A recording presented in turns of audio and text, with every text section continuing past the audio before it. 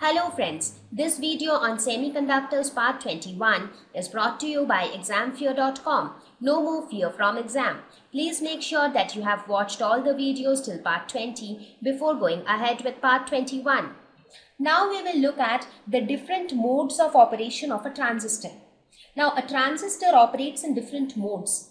Sometimes the transistor, there are basically, depending upon the way it is biased, depending upon which junction is forward biased and which junction in reverse biased, we decide that the transistor is operating in which mode. So what are the different modes of operation of a transistor? The first one is the active mode. A transistor is said to be in active mode when the base emitter junction is forward biased and the collector base junction is also forward biased.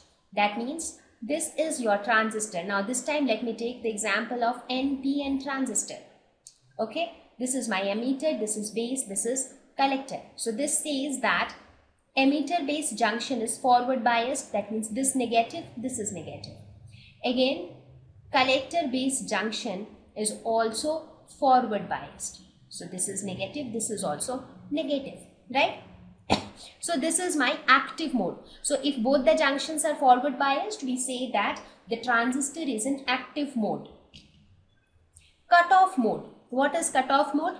If both the junctions are reversed biased, that is base emitter junction is also reverse biased and collector base junction is also reverse biased. So let us take this transistor. So both the junctions now are reverse biased, right? So in this case both the junctions are reverse biased. So what happens in case of cutoff mode when both the junctions are reverse biased? What do you think will happen? In this case the current will be equal to 0, because if both the junctions are reverse biased, that means in both the circuits there will be no current flow. That's what we studied right before. In case of PN junction, in any PN junction, what happens? During forward biasing, there is current flow. During reverse biasing, the current flow becomes negligible. So during the cutoff mode, the output current becomes almost 0. The third one is the saturation mode. What is saturation mode? When the base emitter junction is forward biased, but the collector base junction is reverse biased. That means this junction is forward biased, but this junction is reverse biased. So then it is known as a saturation mode. So in your curriculum, it is not necessary to know in detail about each of these different modes of operation. However, I will tell you when we discuss the transistor in little more detail. I am gradually going into depth, right?